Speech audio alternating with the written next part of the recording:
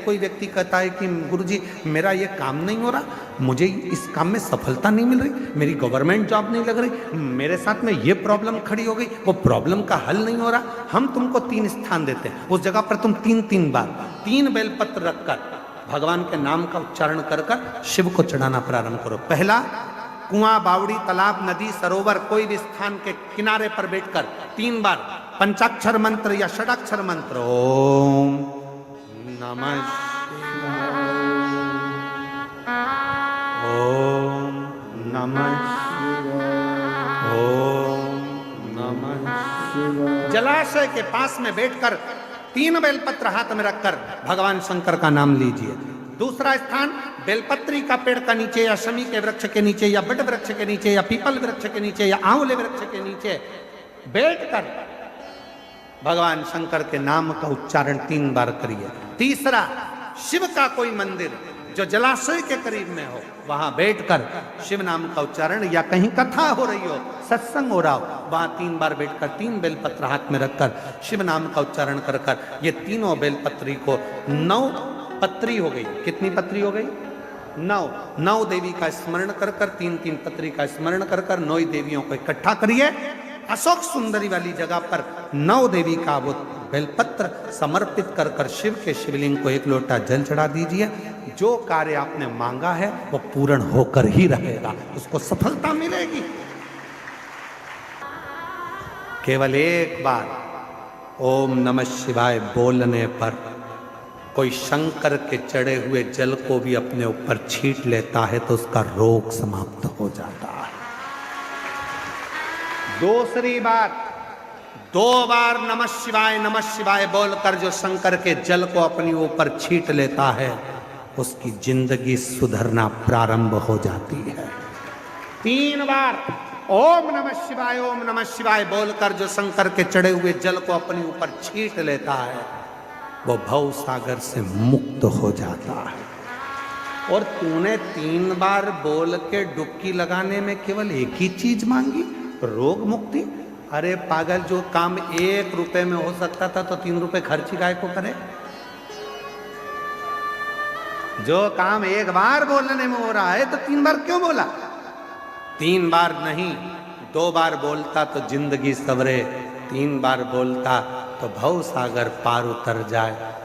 तुमरुका जी ने कहा, सुन बिरजा सेठ, पृथ्वी पर मृत्यु लोक में जो मनुष्य भूल से भी एक बार भी शंकर की कथा के मध्य में बैठकर, शिव स्तुति में बैठकर, शिव चर्चा में बैठकर, शिव नाम में बैठकर भगवान शंकर का एक बार भी नाम ले लेता है तो उसका आधा बीमारी उसी जगह से कटना प्रारंभ हो जाती है, दुख कटना।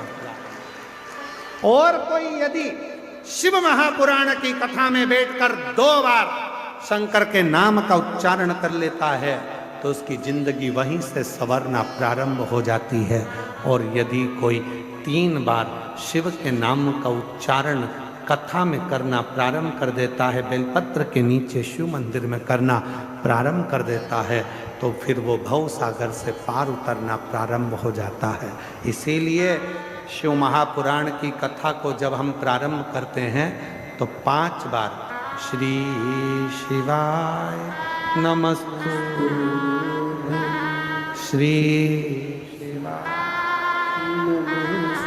और कथा का जब प्रारंभ होता है उस समय पर ओम नमः शिवाय, ओम नमः शिवाय, ओम नमः शिवाय। कितनी बार बोलते हैं? पूरी कथा की लिस्ट निकाल कर देख लो, 30 साल की।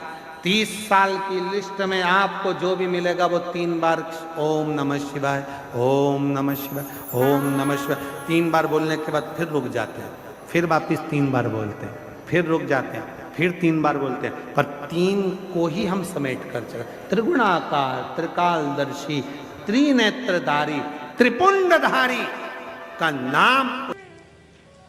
हवन में आहुति में घी डाला जाता है। अब आहुति में घी डालते हैं, हवन में घी डालते हैं, क्यों डालते हैं? तो कहा कि अग्नि प्रकट होती है। तो अग्नि तो केरोसिन का तेल डाल दोगे तो भी प्रकट हो जाएगी। बोलो सही है कि गलत है? मिट्टी का तेल डालोगे, केरोसिन का तेल डालोगे, घासलेट का तेल डालोगे तो क्या अग्नि प्रकट नहीं होगी? मिट्टी के तेल से, घासलेट के तेल से, केरोसिन के तेल से भी अग्नि प्रकट हो सकती है।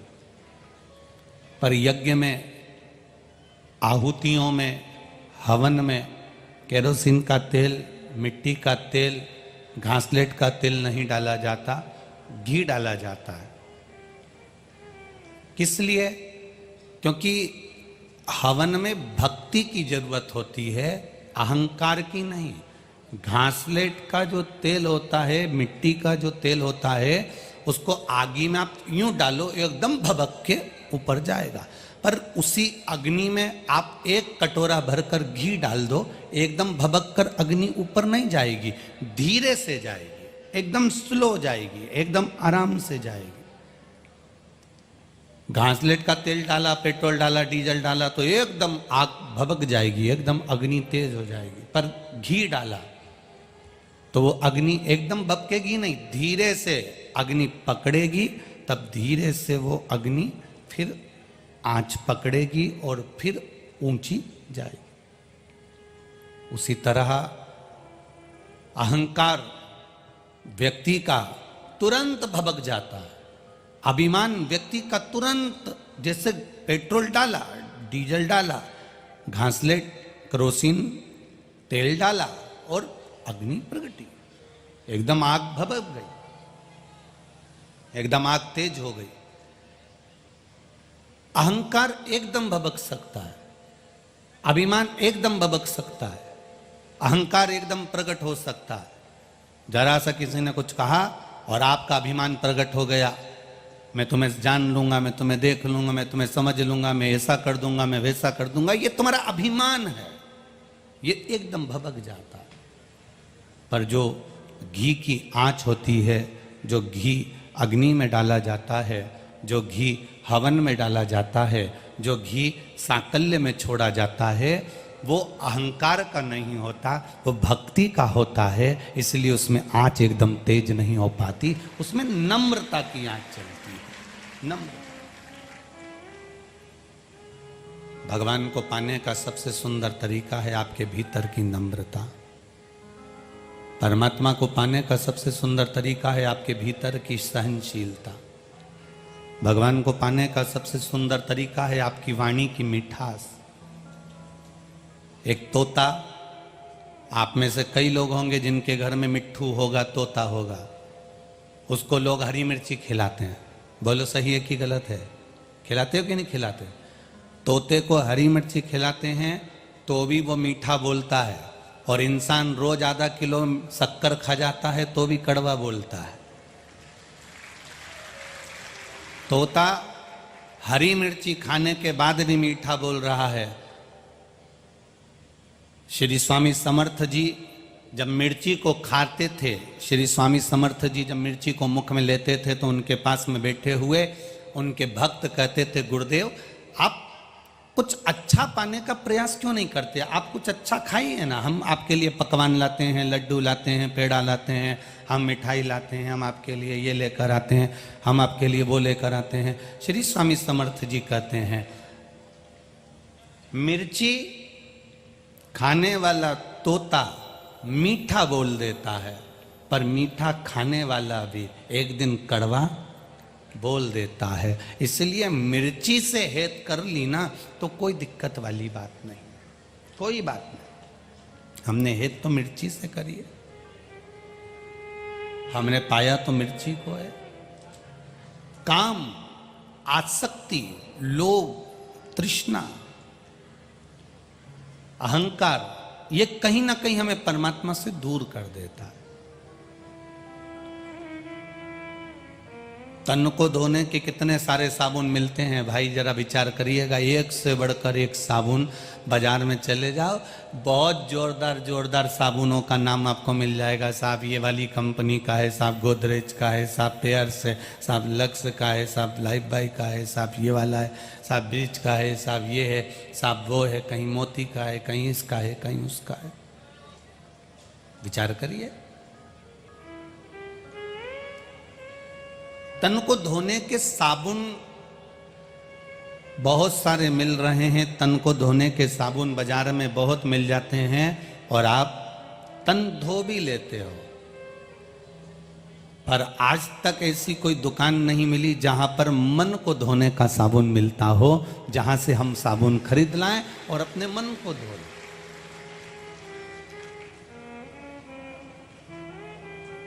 हमने महाराष्ट्र की इस भूमि पर एक चीज देखी है, वो कहे बिगन नहीं रहेंगे।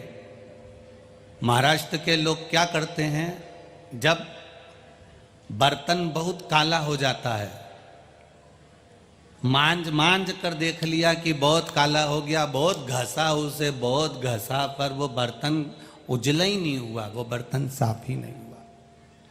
तो महाराष्ट्र के लोग इतने चतुर होते हैं, उस बर्तन को छाछ में या बर्तन के अंदर छाछ भर देते हैं। क्या भर दी है? छाछ। छाछ बोलते हो, मई बोलते हो, क्या बोलते हो?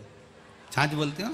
तो महाराष्ट्र के लोग जो बर्तन ज्यादा काला हो गया, साफ नहीं हो रहा, उसमें छाछ भर देते हैं और थोड़ी देर रख देते हैं। अब बहू कहती है माँ बहुत काला है, माँ कह देती है छाछ भर के रख दे, पड़े रहने दे, 2-4-8 घंटा छाछ भरी रहेगी ना, साफ हो जाएगा।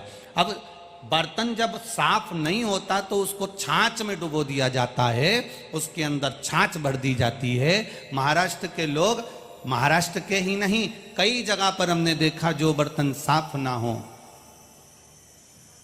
जो बर्तन साफ नहीं हो रहा हो, उस बर्तन में लोग छाछ भर देते हैं। उस बर्तन में छाछ भर दिया। अब छाछ भर दिया तो बर्तन को मांजने की जरूरत नहीं है, बस छाछ भरी रहने दो, भरी रहने दो, भरी रहने दो। एक दिन, पूरा दिन, 24 घंटे, 8 घंटे, 10 घंटे तक जब वो छाछ भरी रहेगी तो वो छाछ बर्तन को अपने आप साफ कर देगी। छाछ में खटास होती है, जिस खटास से बर्तन साफ हो जाता है, वो बर्तन एकदम क्लीन हो जाता है। बस हमें भी महाराष्ट्र की भूमि से ये सीखना है, जो बर्तन साफ ना हो उसको छाछ में डुबो के रख दो। उसी तरह अगर हमारा मन संसार में कहीं ना लग रहा हो, अर्थात हम कामी, लोभी, वासनावान, अहंकारी, तृष्णावान, ना जाने कितना कितना बर्तन गंदा हो गया, तो इस बर्तन को भी, इस शरीर को भी, इस मन को भी भगवान के भजन रूपी छाछ में डुबो के रख दो, बर्तन साफ हो जाए। तन धोने का साबुन मिल सकता है।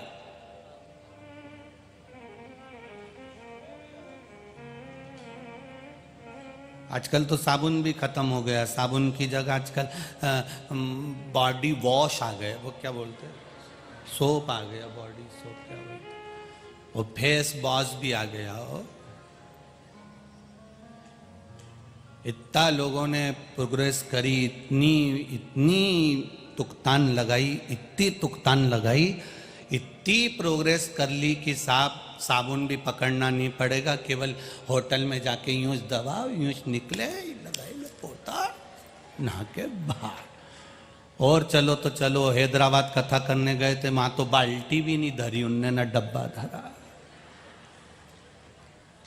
हमने पूछा भायती जी से, हमने कहा भायती जी इसमें तो बाथरूम में बाल्टी और डब्बा कुछ भी नहीं है, कि गुरुजी जरूरत ही नहीं है। हमने कहा क्यों जरूरत नहीं है? बस ऐसी बटन दबाओ, ऊपर से पानी गिरेगा ना, नहा धो के चल दो।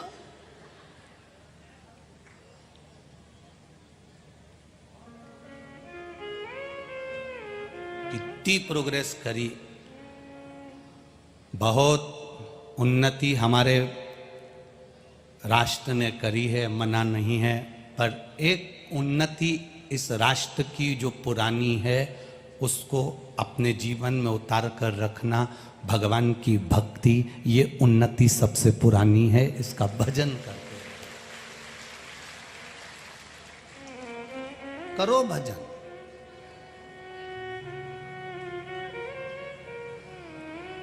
स्कूल में आपको कमाने का तरीका सिखाया जाएगा। स्कूल में आपको डिग्री प्राप्त करने का तरीका सिखाया जाएगा।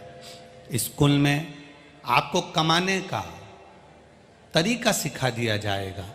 पर घर के संस्कार, परिवार के संस्कार आपको कमाने का तरीका सिखाएं चाहे ना सिखाएं, पर आपके भीतर अहंकार ना आए, ये घर का, परिवार का संस्कार हमें सिखा देगा कि हमें कैसे रहना, हमें किस तरह से रहना। बहुत लोगों ने उन्नति कर ली, हर जगह पर लोग, बैंक आपको खूब पैसा उधार देने को बैठी है। मकान बना लो, लोन ले लो। बहुत सारे बैठे होंगे, लोन लेके मकान बनाया होगा। गाड़ी लेना है, बोलते जाओ, जम के बोलो, लोन ले लो। शादी करना है, लोन ले लो। लोन से, कर्जे से आप बंगला बना सकते हो।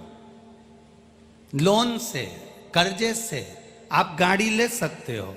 लोन से, कर्जे से आप शादी भी कर सकते हो। लोन से, कर्जे से आप ऐश और आराम की जिंदगी भी जी सकते हो। पर लोन से, कर्जे से आप मन से कभी सुखी नहीं रह सकते, ये निश्चित रखिए। आप भीतर से कभी सुखी नहीं रह पाओगे, टेंशन बना ही रहेगा। देना है, उसका नाम है कर्जा। कर्जे का मतलब पूरा अगर समझेंगे तो कर कर के जा, उसका नाम, जम के बोलो जरा, कर्जा।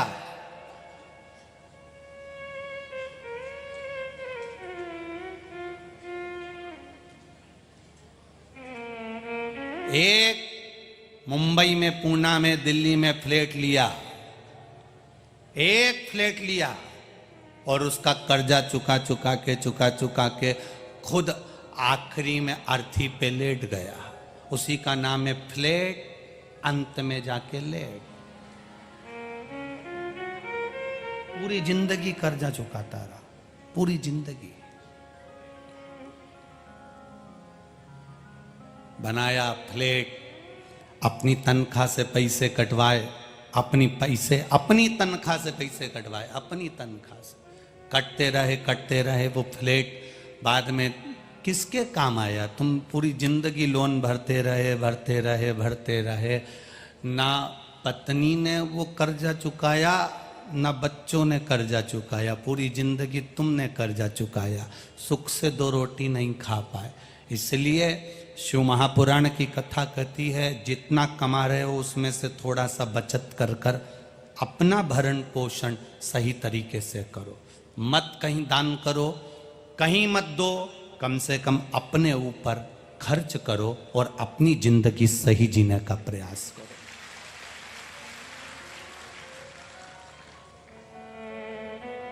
अपना जीवन सही जियो, अपने जीवन को मस्त जीने का प्रयास करो, अपने जीवन को श्रेष्ठ जीने का प्रयास करो। और जब हम अपने जीवन को श्रेष्ठ जीने का प्रयास करेंगे, जब हम अपने जीवन को सही तरीके से जीने का एक प्रयास करेंगे, तो उम्मीद है हमारा वो जीवन अपने आप सार्थक होता चले जाएगा।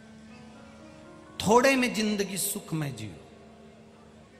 क्या भगवान शंकर को वैकुंठ की जरूरत नहीं थी? क्या भगवान शंकर को बहुत सारे धन की जरूरत नहीं थी?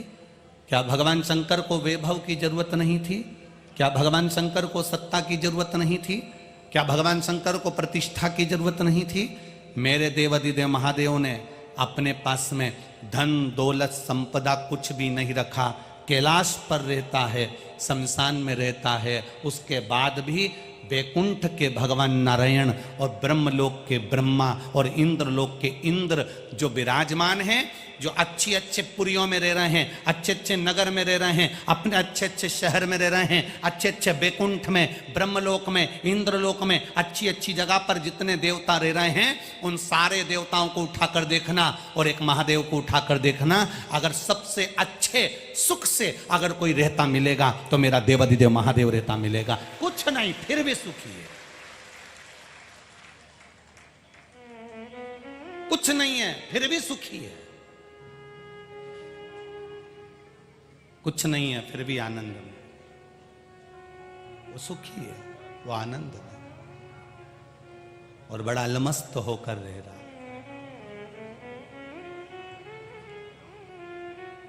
भगवान नारायण ने माता लक्ष्मी को देखा होगा आपने, तो नारायण के चरण के पास लक्ष्मी है। बोलो सही है कि गलत है? जम के बोलो जरा, है ना? नारायण भगवान के चरण के पास लक्ष्मी है। ब्रह्मा जी को देखा होगा तो माता सरस्वती को जब भी देखा होगा आपने, कमल के ऊपर बैठी हुई मिलेंगी आपको, वीणा बजाती हुई मिलेंगी आपको। ब्रह्मा जी के पास में माता ब्रह्मणी बैठी हुई है, ब्रह्मा जी के नजदीक में बैठी। पर देवाधिदेव महादेव के यहां पर माता पार्वती को कभी आपने देखा होगा तो शंकर भगवान नीचे, आप राजराजेश्वर जी के मंदिर में जाकर देख लेना, आप शंकर जी के जितने मंदिर हो वहां जाकर देख लेना, जहां तुम्हारा मन पड़ जाए वहां चले जाना और वहां जाकर देखना। शिव जी नीचे हैं और पार्वती मैया थोड़े से ऊंचे पर हाथ जोड़कर बैठी हैं। शंकर भगवान ने अपनी धर्मपत्नी को आदर दिया, सम्मान दिया, अपने स्थान से ऊंचा स्थान दिया, इसलिए संसार के लोग आज भी माता पार्वती और महादेव की पूजन करते हैं। जो नारी का आदर करना जानता है, नारी का सम्मान करना जानता है, जो नारी का सत्कार करना जानता है, जो नारी का आदर करना जानता है, वो दुनिया में अग्रण्य बढ़ता चले जाता है, आगे बढ़ता चले जाएगा, अग्रण्य बढ़ता चलता है।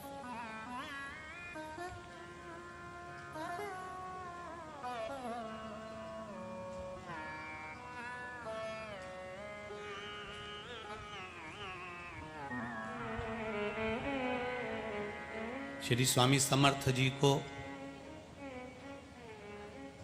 समाधि में जब वो लीन हो रहे थे,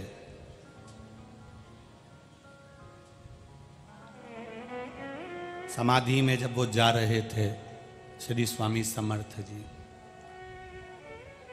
तो किसी ने उनसे पूछा, गुरुदेव आप ये शरीर शिव में विलीन कर रहे हैं, आप ये शरीर शिव में समाहित कर रहे हैं, गुरुदेव पूछना चाहते हैं आपसे,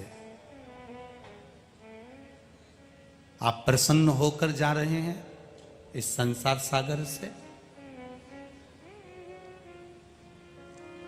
श्री स्वामी समर्थ जी ने कहा, अपने भक्तों से कहा, मेरे पास में दो मेरे सेवक आए, एक चोलप्पा आया और दूसरा सुंदर बाई आई। एक चोलप्पा आया, एक सुंदर बाई आई, और दोनों को मैंने बहुत समझाने का प्रयास करा, दोनों को बहुत कुछ समझाया मैंने, पर ये समझ नहीं पाए। शिव महापुराण की कथा कहती है, एक अपनी पत्नी को, एक अपने पड़ोसी को और एक अपने पुत्र को समझाना सबसे कठिन काम है। दुनिया का कोई विद्वान से विद्वान, श्रेष्ठ से श्रेष्ठ भी अपनी पत्नी को, अपने पड़ोसी को और अपने पुत्र को समझा नहीं सकता। एक बड़े से बड़ा, जिससे पूरा थाना डरे, जिससे एक एक व्यक्ति डरता है, एक टीचर पढ़ाने के लिए स्कूल में जाता है, उससे सारे बच्चे कांपते हैं, पर उसी का पुत्र उससे नहीं कांपता। एक थाने में रहने वाला जिससे पूरा मोहल्ला कांपता है, उसी से उसका पुत्र नहीं कांपता। एक मंत्री संतरी कलंतरी राजनेता जो पूरे प्रदेश को संभाल सकता है, वो अपने पुत्र को नहीं संभाल पाता। क्यों? क्योंकि उसको संस्कार से विहीनता प्राप्त हो जाती। कहीं ना कहीं वो अपने मित्र दोस्त को प्रथमता दे जाता है, अपने पिता से ज्यादा। भले उसकी वहां बहुत चलती है, उस शिक्षक की वहां बहुत चलती है, उसकी वहां चलती है। एक संत, एक साधु, एक गुरुजन, एक सन्यासी, एक विद्वान पंडित जो दुनिया में प्रवचन देता फिरे, दुनिया में अच्छी अच्छी बातें कहता फिरे, वो भी अपनी औलाद को नहीं समझा सकता। बड़ी कठिनता है। स्वामी समर्थ के विचारों को समझिएगा,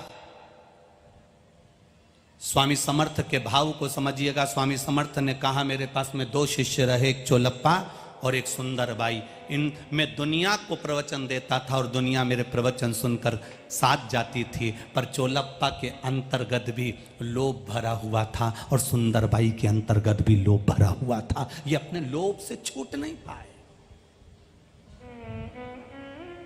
एक पिता अपने पुत्र से कह रहा है, 100 बच्चों को एक बाप ने पढ़ाया, एक पिता ने पढ़ाया, एक टीचर ने पढ़ाया, 100 बच्चों को पढ़ाया और बच्चों को पढ़ाकर उन्होंने अव्वल बना दिया। और एक पिता अपने बेटे से कहता है, मेरे पास बैठ जा, मैंने इतने बच्चों को पढ़ा दिया है, इतने बच्चों का जीवन बना दिया है, मैं तुझे गणित समझा दूंगा, मैं तुझे विज्ञान समझा दूंगा, मैं तुझे संस्कृत समझा दूंगा, मैं तुझे साइंस बता दूंगा, मैं फिजिक्स बता दूंगा, मैं तुझे केमिस्ट्री बता दूंगा। एक पिता अपने बच्चे से कह रहा है, मेरे पास बैठ, मैं समझा दूंगा, पर बेटा बाप के प्रति विश्वास जागृत नहीं कर पा रहा। वो जागरूकता विश्वास की कहां चली गई? संस्कारों से विहीन हो गया, संस्कारों से विहीन। जैसे जैसे शिक्षा ऊंची होती चली गई, शिक्षा के साथ में कपड़े भी ऊंचे होते चले गए, और कपड़े ऊंचे होते चले गए और व्यक्ति के कर्म नीचे होते चले गए। पुरानी शिक्षा में भी तन ढका रहता था, कपड़े ऊंचे नहीं होते थे पुरानी शिक्षा में। आज के जमाने के बच्चों को पुराने जमाने के कपड़े केवल शादी में पसंद आते हैं तो लहंगा चोली पहन लेते हैं। आज के जमाने के बच्चों को विवाह पार्टी में केवल पुराने कपड़े अच्छे लगते हैं। मैंने राजस्थानी पहन लिया, मैंने मराठी पहन लिया, मैंने नाक में इतनी बड़ी लौंग धारण कर ली, मैंने बुंदा पहन लिया, मैंने बड़ा मंगलसूत्र। ये केवल शादी तक सीमित है, एक दिखावे तक सीमित है। पर संस्कार कहां गए? संस्कारों की प्रबलता कहां गई? कपड़ा ऊंचा होते चले जा रहा है और व्यक्ति का कर्म नीचा होते चले जा रहा है। जरा जरा सी बच्चियों के साथ जो दुष्कर्म होता चले जाता है, सोचने वाली बात है कि वो कर्म क्या कर बैठ रहे, कर्म क्या करा, कहां जा रहे हैं हम? पहले कथा में कहा, आज फिर कह रहे हैं, एक पौधा, एक पेड़ लगाओगे, उस पेड़ की जड़ को मिट्टी में ढक कर रखोगे तो पेड़ उन्नति करेगा। बोलो सही है कि गलत है? अगर जड़ दिखती रहेगी तो पेड़ उन्नति करेगा क्या? बोलो, जम के बोलो रे महाराष्ट्र वालों, करेगा उन्नति? पेड़ की जड़ मिट्टी में दबी हुई है, पेड़ उन्नति करेगा। पेड़ की जड़ मिट्टी में दबी है, वृक्ष उन्नति करेगा। वृक्ष की जड़ दबी हुई है तो वो उन्नति करेगा।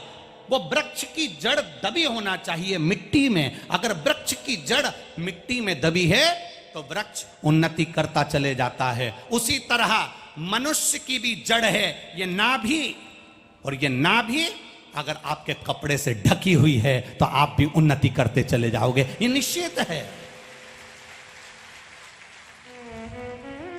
पेड़ की जड़ दिखेगी तो पेड़ कभी उन्नति नहीं कर सकता, और जिसकी नाभि दिखेगी वो कभी जिंदगी में उन्नति नहीं कर सकता, ये निश्चितता है। ये जड़ ढकी होना चाहिए। पर ना जाने फैशन कहां से आ गया, ना जाने किस फैशन की ओर हम बढ़ रहे हैं। अपनी सभ्यता को छोड़कर, अपनी संस्कृति को छोड़कर, अपनी मर्यादाओं को छोड़कर हम विचार करते हैं, मैं इतनी पढ़ी लिखी, मैं इतना पढ़ा लिखा, मैं इतनी पढ़ी लिखी, मैं इतना पढ़ा लिखा। बहू कह देती है, मैं तुम्हारी मम्मी की नहीं सुन सकती, मैं तुम्हारे पापा की नहीं सुन सकती, मैं पढ़ी लिखी हूं। माना तुम पढ़े लिखे हो, माना तुम विद्या अध्ययन करे हो, पर अपनी शिक्षा के साथ में वस्त्र को ऊंचा मत होने दो, वस्त्र को पूर्ण ढका हुआ होने दो, तो वो शिक्षा तुम्हारी पूजनीय है। वो शिक्षा तुम्हारी पूजनीय है। जिस शिक्षा के अंतर्गत हमारा कर्म बेकार हो जाए तो वो शिक्षा किस काम की? आप दूसरे का दर्द नहीं सहन कर पा रहे, आप दूसरे का दुख सहन नहीं कर पा रहे, आप दूसरे की प्रतिष्ठा नहीं देख पा रहे, आप दूसरे का आनंद नहीं देख पा रहे, वो शिक्षा किस काम की? उसका सुख क्या है? बहुत बड़ा दुख हृदय में था श्री स्वामी समर्थ जी के। सुंदरबाई जब स्वामी समर्थ जी के दर्शन करने के लिए लोग आते थे तो सुंदरबाई फटे हुए कपड़े पहन लेती थी। पढ़ी है कथा कि नहीं पढ़ी? बोलो, जम के बोलो जरा। अरे बोलो तो जम के। पढ़ी है सबने? सुंदरबाई फटे कपड़े पहन लेती थी जब स्वामी समर्थ जी से मिलने के लिए दूर दूर से उनके भक्त आते थे। कितना दुख होता होगा स्वामी समर्थ जी को।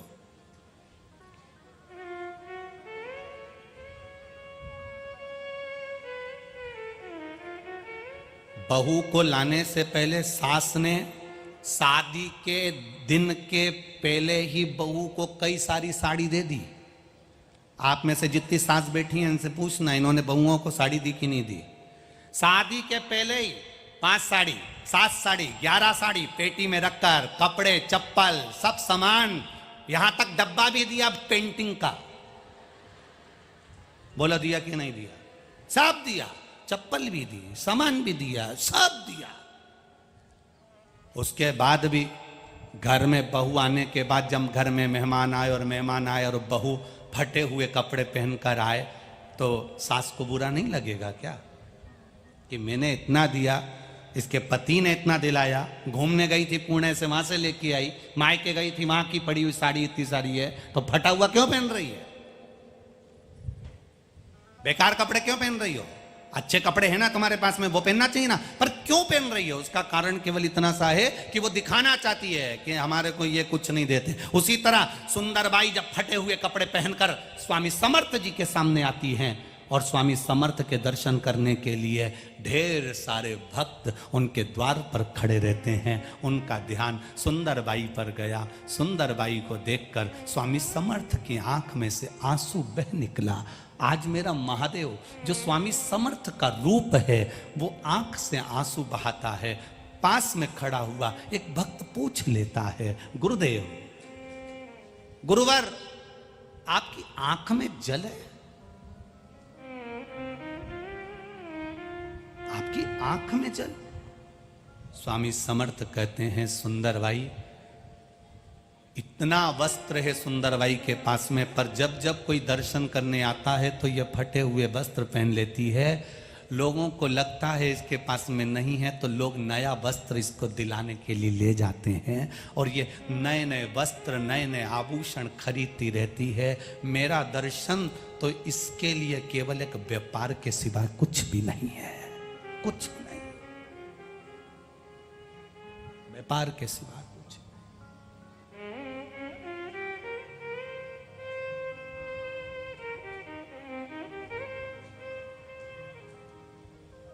वस्त्र, 2, एक चोलप्पा और एक सुंदरबाई, दोनों को देखकर स्वामी समर्थ आखिरी तक सोचते रहे कि इनको मैंने क्या चीज की कमी रखी। गुरु कभी कभी रखता है क्या? एक पिता और एक गुरु, 2 ऐसे होते हैं। पिता अपने बेटे को उन्नति करता हुआ देखता है तो जब सबसे ज्यादा खुश होता है, और गुरु अपने शिष्य को बढ़ता हुआ देखता है तो सबसे ज्यादा खुश होता है। बाकी का दुनिया का कोई खुश नहीं होगा। एक पिता और गुरु ऐसे होते हैं जो बढ़ते हुए देखते हैं। बाप अपने बेटे को बढ़ता हुआ देखेगा तो खुश होगा, गुरु अपने शिष्य को बढ़ता हुआ देखेगा तो खुश होगा। स्वामी समर्थ जी सोचते हैं, मैंने चोलप्पा को इतना अपने पास में रखा, ये बढ़ेगा तो मुझे खुशी होगी, सुंदरबाई बढ़ेगी तो मुझे खुशी होगी, पर कारण तो दूसरा हो रहा है। यहां तो वैभव चाहिए, यहां तो धन चाहिए। गुरु के पास बैठो, सदगुरु के पास बैठो, कभी मौका मिल जाए शिव के पास में बैठो, कभी कोई शिव की चर्चा करने वाला मिल जाए, कोई शंकर का गुणगान करने वाला मिल जाए, कोई शिव तत्व को जानने वाला मिल जाए और उससे तुम्हारी निगाह मिल जाए ना, प्रयास करना एक बार कहीं गुरु की दृष्टि आप पर पड़ जाए, बस प्रयास करना। जो भगवान का चर्चा करने वाला हो, भगवत भजन करने वाला हो, शिव चर्चा करने वाला हो, शंकर का गुणगान करने वाला हो, राम नाम कृष्ण नाम शिव नाम की भक्ति में कोई डूबने वाला हो, उसकी मात्र निगाह से निगाह मिल जाए तो आपको कुछ मांगने की जरूरत ही नहीं पड़ेगी, सब अपने आप प्राप्त हो जाता है। कुछ नहीं मांगा जाता, सब मिल जाता।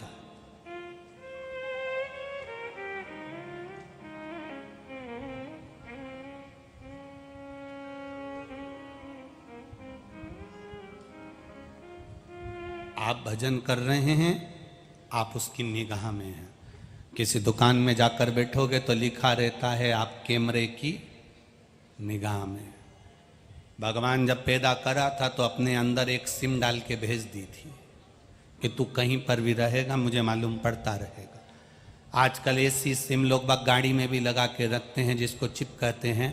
गाड़ी कहीं पर भी रहती है, उनको मोबाइल पर मिलता रहता है। आकोला पहुंच गई, मोबाइल पे मिलता रहेगा। अंजनगांव पहुंच गई, अमरावती पहुंच गई, मंगरूल पहुंच गई, वासीम पहुंच गई। उनको मोबाइल पर अपडेट मिलता रहता है कि गाड़ी कहाँ कहाँ पहुंची है, कहाँ गई, कितना पेट्रोल लिया, किस जगह से निकली, कौन टोल टैक्स पड़ा, कहाँ रुकी थी, कितने घंटे रुकी थी। एक चिप गाड़ी के अंदर लगी रहती है, मालूम पड़ता रहता है गाड़ी कहां तक पहुंची। परमात्मा ने जब माता के गर्भ में तुम्हें भेजा, मां के गर्भ में जब तुम उल्टे लटके थे, माता के गर्भ से जब बाहर निकले, बस जिस समय तुमने नेत्र खोले, सिम ने चिब ने काम करना प्रारंभ कर दिया। मरोगे तब तक उसकी निगाह में रहोगे कि तुमने कितना झूठ बोला, कितना सत्य बोला, कितना भजन करा, कितना कीर्तन करा, कितना मंत्र जाप करा, कितना स्मरण करा, कितना धोखा दिया और कितना आनंद पाया। ये सिम भगवान को बताती रहती है। तुम किसी को बताओ चाहे मत बताओ कि मैंने कुछ नहीं करा, मैंने कुछ नहीं करा।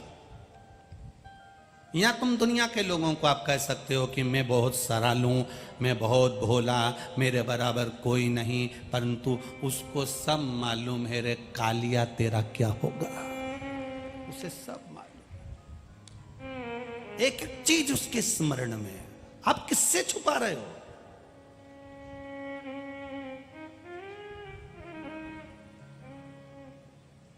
आप किससे छुपा रहे हो?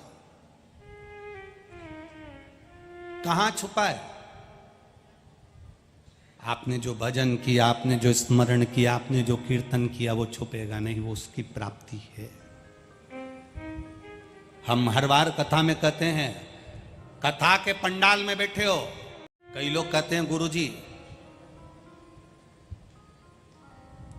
एक बात आप लोगों से कहना चाहेंगे, शिव कथा में जब आप लोग आते हो तो ऐसा लगता है कि हमारे परिवार के हो, मन बड़ा आपसे मिलने के लिए लगा रहता है कि ये लोग बहुत दूर दूर से आए हैं, एक झलक इनकी और हमारी मिलन हो जाए। पर इतनी संख्या में रहते हो, इतनी संख्या में रहते हो, झलक तो जाने दो, पलक ही निकल जाए तो वही बहुत है। झलक तो जाने दो। नींद खुलती रात्रि को तो देखा कि लोग ऑटो में भरा भरा कर आ रहे हैं, पैदल चले आ रहे हैं, कोई खेत में से, जहाँ पार्किंग रोक दी वहाँ से पैदल, कोई के पाँव में तकलीफ, कोई के हाथ में तकलीफ, कोई चल नहीं पा रहा, दूसरे का हाथ पकड़ा है, बच्चे दौड़ रहे हैं, बुजुर्ग कंधे पर पिछोड़ा डालकर दौड़ रहा है, कहीं बुजुर्ग माताएं आगे बैठने के लिए कितनी तत्परता से रात्रि को 1:30 2 बजे आ रही हैं। और सोचो जो 1:30 बजे 2 बजे बुजुर्ग लोग हाथ पकड़ पकड़ के अंधेरे में चलते हुए यहाँ आते हैं और कुछ लोग VIP बनकर बस आगे आकर बैठने की तुक रहती है। सोचना चाहिए, विचार करिए, अभी अपने मन में विचार लाइएगा, इस चीज का जरूर लाइएगा। हम हर जगह कहते हैं कि VIP पन थोड़ा सा कम करो रे, ये पास की व्यवस्था बंद करो रे। प्रयास करिए, थोड़ा सा वीआईपी पन कम कर दो रे, आप जिंदगी में सुखी हो जाओ। जीवन का सबसे बड़ा आनंद करो। हमारा व्यक्ति यहां बैठेगा तो ऊपर जाकर भी कह देना मेरा व्यक्ति यहां बैठेगा। ना ना, इनकी दशा देखना कभी। अपना गाड़ी का पैसा लगा रहे हैं, 200 रुपए 500 रुपए खर्च कर कर गाड़ी कर कर। बुजुर्ग माताएं 50-50 70-70 100 किलोमीटर दूर से ड्राइवर के हाथ जोड़ रही हैं, भैया हमें अकोला तक ले चलना, भैया हमें अकोला तक ले चलना। गाड़ी करी, 2000 रुपये गाड़ी वाले को दिए, बीच में भी कहीं ना कहीं थोड़ा बहुत रुकते रुकाते पहुंच गए। गाड़ी 1 किलोमीटर दूर रोक दी, वहाँ से बुजुर्ग भी थी, चल रही हैं, आराम से बढ़ती चली जा रही हैं। रात को 1:30 से 2 बजे 3 बजे ऑटो में से जब लोग उतर रहे थे पुल के ऊपर, उनकी दशा तो देखते आप, ऐसे हाथ पकड़कर कांपते हुए हाथों से। तब कथा की जगह संभालना है, पहुंचना है कथा में, और कोई वीआईपी बनकर सवेरे 8 बजे 7:45 बजे यहाँ आकर कहे कि मुझे जगा दो, तो धिक्कार है तुम्हारी जिंदगी को, धिक्कार तुम्हारे जीवन को। काय का जीवन तुम्हारा? वो कांपते हुए हाथ नहीं दिखते, वो चलते हुए पांव नहीं दिखते, कमर झुक रही है। मैं एक महिला का वर्णन क्या करूं, जैसे हम जेंट्स धोती पहनते हैं ना पंडित लोग, ऐसी वो माँ मराठी धोती पहनी हुई थी, इतनी बुजुर्ग कि कमर पूरी झुकी हुई थी। एक लड़की का हाथ पकड़कर चली जा रही। थोड़ी देर उसने, वो पुल की बात, थोड़ी देर खड़ी हुई, उसने बेटी से कहा, मुझे यूं इशारा कर रही, चक्कर आ रहा है। बेटी ने पानी दिया, माँ को पिलाया, थोड़ी देर बैठे, हम देख रहे थे। वो फिर हाथ पकड़कर चलकर कथा के पंडाल में पहुंच गई। सोचिएगा जरा, भक्ति किसको कहते हैं, भजन किसको कहते हैं, स्मरण किसको कहते हैं, कीर्तन किसको कहते हैं, मंत्र जाप किसको कहते हैं, नाम जाप किसको कहते हैं। और ऐसी बुजुर्ग माँ कथा के पंडाल में नहीं भी पहुंचे, भगवान का नाम नहीं भी ले, जहां बैठी है वहां से शिव पुराण को याद कर ले, मेरा महादेव वहां पहुंच जाएगा, मेरा महाकाल राजा वहां पहुंच जाएगा। सुंदरबाई को देखकर स्वामी समर्थ जी की आंख में आंसू भर जाते थे। अरे सुंदरबाई, लोग दर्शन करने आ रहे हैं और तू पुरानी साड़ी पहनकर, पुराने वस्त्र पहनकर इनके आगे कह रही है मेरे पास में कुछ भी नहीं, मेरे पास में कुछ भी नहीं। लोग तुझे ले जाकर कहीं बाजार में खड़ा कर देते हैं, साड़ी दिला देते हैं, सामान दिला देते हैं। क्या है ये? स्वामी समर्थ की आंख में जल भरा हुआ है। मेरे दर्शन को भी धंधा बना लिया सुंदरबाई तूने, बिजनेस बना लिया तूने। आंख में जल भरा था स्वामी समर्थ जी के, आंख में जल। संत सदगुरु, एक पिता और एक गुरु कभी अपने शिष्य को, अपने बेटे को ऊंचा बढ़ते समय दुखी नहीं होगा, बहुत खुश होगा। आप जब महादेव के मंदिर में, राजराजेश्वर के मंदिर में जब दर्शन करने जाते हो, या आपके नगर के शिवालय में शंकर के मंदिर में एक लोटा जल चढ़ाने के लिए जाते हो, कोई आपका स्मरण करे ना करे, कोई आपको देखे ना देखें, आपकी भक्ति इतनी प्रबल होना चाहिए। आप जब जल चढ़ाएं तो महादेव आपको देख रहा है और जल चढ़ाने के माध्यम से वो आपको सुन रहा है। बस ये होना चाहिए। एक पत्र आया है, उस पत्र में दीपाली नरेंद्र शोलके, मेरे भाई का नाम मनोज हरिभाऊ भाल तिलक, उम्र 42 साल, सांगलूद अंबदेवी अकोला महाराष्ट्र से हैं। कहीं बैठी हो तो हाथ हिलाइएगा, कहीं बैठी हो तो हाथ हिलाइएगा। अंबदेवी अकोला महाराष्ट्र से हैं। दीपाली नरेंद्र शैल के, अब रोल के है कि शोल के है पता नहीं। मेरे भाई का नाम मनोज हरिभाऊ भाल तिलक, 42 वर्ष की आयु है। हम क्या वर्णन करें गुरुदेव। 2022 मार्च के महीने में मेरे भाई को एक गांठ हो गई, वो गांठ बहुत दर्द करने लगी गठान। जब दर्द करती तो हम उसको दिखाने के लिए अकोला के हॉस्पिटल में ले गए। अकोला के हॉस्पिटल में दिखाया तो उस गांठ को जब चेक किया गया और उस गांठ में से कुछ निकाल कर मुंबई भेजा गया तो मालूम पड़ा कि वो गांठ कैंसर की है। फिर हमने हिम्मत नहीं हारी, सोनोग्राफी पर सोनोग्राफी कराई और डॉक्टर ने एक ही बात कही, मुंबई तक दिखाया तो उन्होंने कहा कि ये कैंसर की गांठ है। 20 mm की वो गांठ हो गई थी, इसका शीघ्र ऑपरेशन कराना है। और बताया कि इसका ऑपरेशन कराइए और इसमें 4th स्टेज का कैंसर है। लगभग इसके 20 कीमो होंगे, 25 रेडिएशन होंगे, ऐसा सब उन्होंने बताया। अब करें क्या गुरुदेव? बस बाबा के सिवा कुछ नहीं था। जब हॉस्पिटल में दिखाने के लिए गए तो कोई ने आकर कहा कि सीहोर वाला महाराज कथा कहता है, टीवी पर आती है, सुनो। शंकर जी को जल चढ़ाकर एक बेलपत्र खाने का बोलता है, कर लो। हमने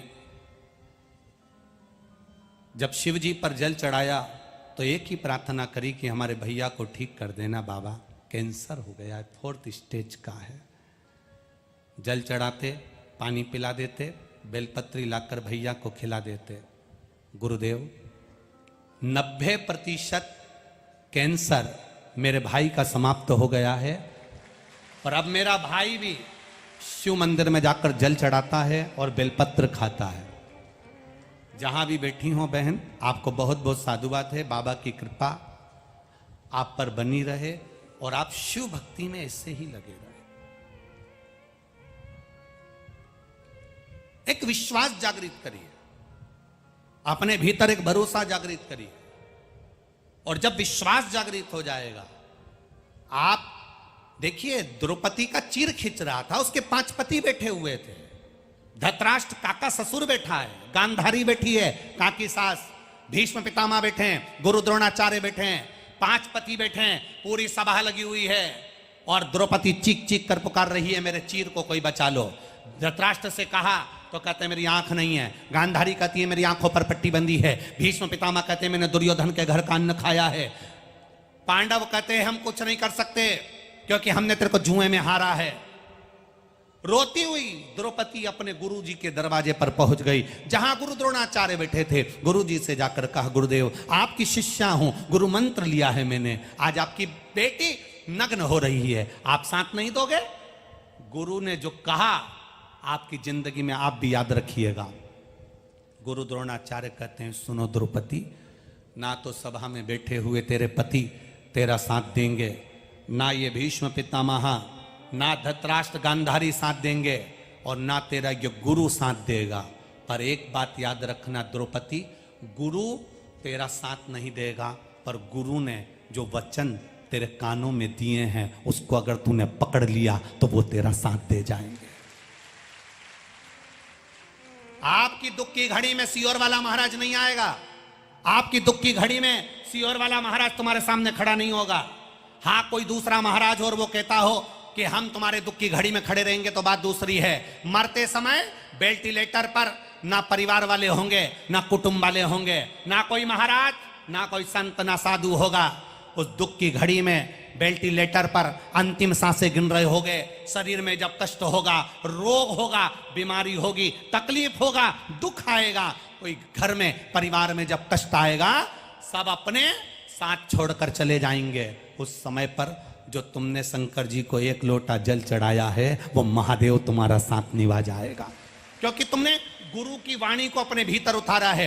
जो गुरु के शब्द को अपने भीतर उतार लेता है, गुरु जी ने कहा है 1 लोटा जल चढ़ाना है, गुरु जी ने कहा है बेलपत्री चढ़ाना है, गुरु जी ने कहा है शंकर जी के मंदिर जाना है, मंदिर ना जाओ तो शंकर का शिखर का दर्शन कर लो, अगर शिखर का दर्शन भी नहीं कर सकते तो कोई शिव पुराण की कथा सुनकर जा रहा है उसके मुख का दर्शन कर लो। गुरु ने कहा है द्रौपदी गुरु साथ नहीं देगा पर गुरु का वचन साथ दे जाएगा। बस द्रौपदी को याद आया, अब गुरु द्रोणाचार्य भी साथ नहीं दे रहा है। जब गुरु साथ नहीं दे रहा तो गुरु के वचन को याद करा। गुरु ने जो मंत्र दिया था द्रौपदी ने वो मंत्र पुकारना प्रारंभ करा, द्रौपदी ने वो भजन। आपको भी एक मंत्र प्रतिदिन शिवपुराण में मिल जाता है, श्री शिवाय नमस्तुभ्यम।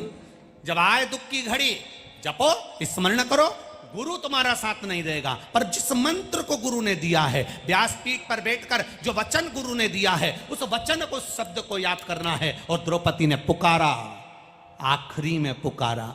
जब पुकारना प्रारंभ करा तब मेरा द्वारिकाधीश साड़ियों का ढेर लगा दिया, इतना पूर दिया, इतना पूर दिया कि दुशासन खींच खींच कर थक गया।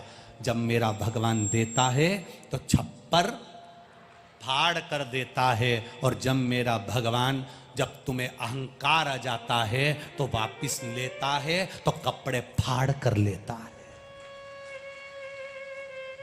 मेरा मालिक देगा तो छप्पर फाड़ कर देगा।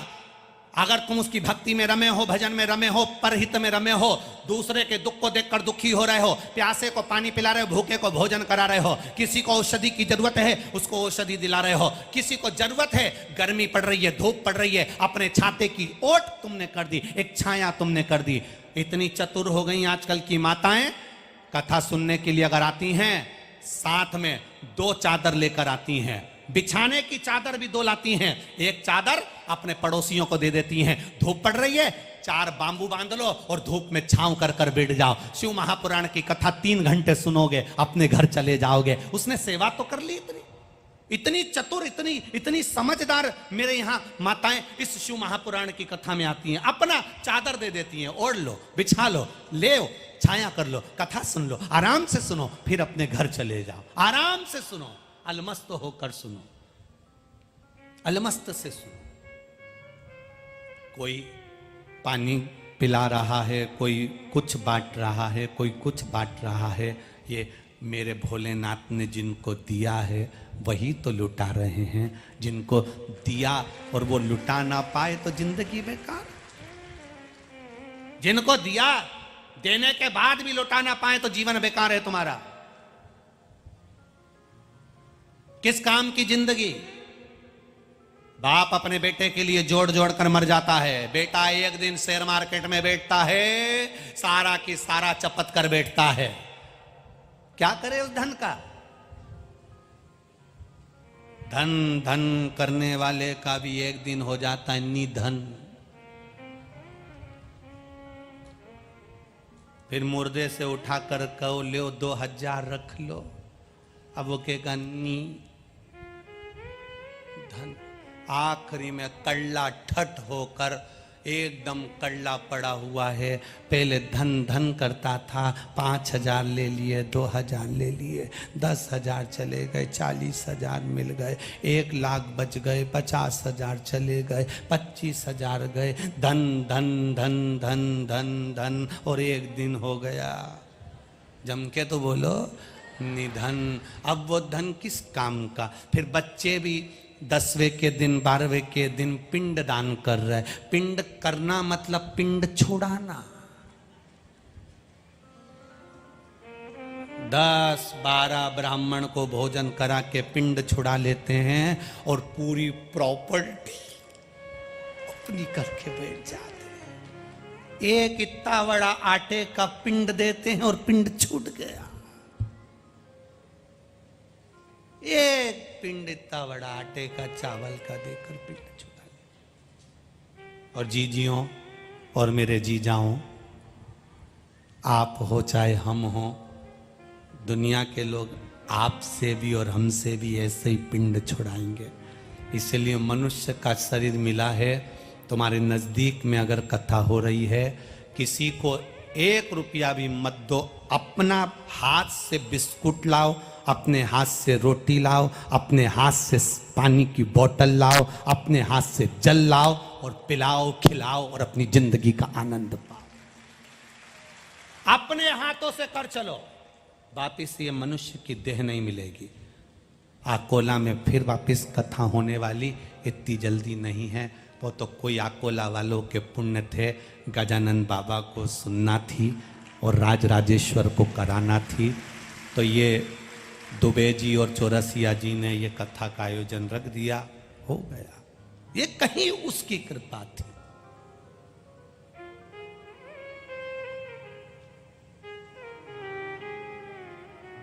चारों तरफ का रस भरा है, इसलिए ये चौरसिया है। तो उसी रस को यहाँ बिखेरने के लिए इनने दुबे जी और इन्होंने बड़ा भाव रख कर कथा रखी है। सुख को पाओ, ये बार बार नहीं मिलेगा। अपनी मस्ती में रहो। 7 दिन हैं आपके और हमारे।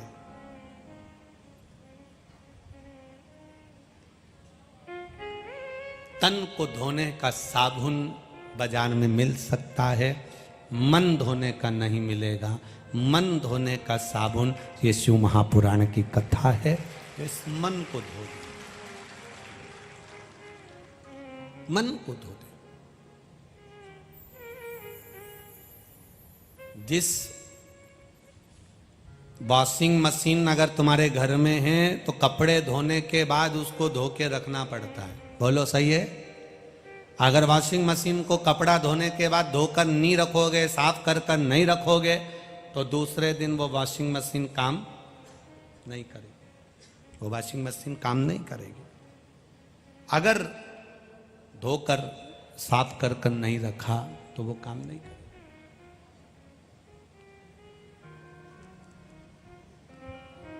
उसी तरह रोज वॉशिंग मशीन को कपड़े धोने के बाद धोना पड़ता है, कचरे के डब्बे को रोज धोना पड़ता है, वरना वो बदबू मारता रहता है। उसी तरह रोज शिव महापुराण को 5 मिनट मोबाइल पर सुनो, चाहे टीवी पर सुनो, चाहे पंडाल में सुनो, क्योंकि ये कचरे का डब्बा, कहीं अहंकार हमारे भीतर प्रकट ना हो जाए, कहीं लोभ, आसक्ति, तृष्णा, वासना, बदबू ना मारने लगे। इसलिए इसको साफ करते रहो, धोते रहो, जिससे ये बदबू ना दे। साफ रखिए, प्रतिदिन धोइए। चाय का दाग लग जाए, अब्बी की अब्बी धो लो, नहीं तो चाय का दाग बाद में पक्का हो जाएगा, धुलेगा नहीं। कॉफी का दाग लग गया, बाद में धुलेगा नहीं, अब्बी की अब्बी धो लो। आज झूठ बोला तो आज ही श्री शिवाय नमस्तुभ्यम कह लो, आज का दाग आज ही धो लो। आज का दाग आज धोगे तो चल जाएगा, बाद में धोगे साफ नहीं हो पाएगा। रोज हम झूठ बोलते हैं, रोज हम कपट करते हैं, रोज हम बेईमानी करते हैं, रोज हम कुछ ना कुछ गलत कर बैठते हैं। तो रोज हमको भगवान का भजन कर लेना चाहिए, जिससे हमारा दाग आज की आज धुल जाए, साफ हो जाए, हम भक्ति को धारण कर लें। सुंदरबाई को देखकर श्री स्वामी समर्थ जी ने 3 से 4 बार सुंदरबाई को समझाया था, 4 बार चोलप्पा को समझाया था कि तुम क्या कर रहे हो? धन वैभव थोड़ा सा आकर्षण खींच रहे हो, आसक्ति धन की बना रहे हो।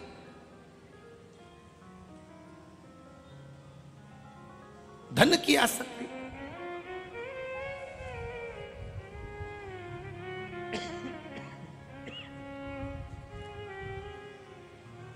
जब पूर्ण विश्वास आपका परमात्मा की ओर हो जाता है तो भगवान देता भी खुश होकर है। एक पत्र आया है, देखिए।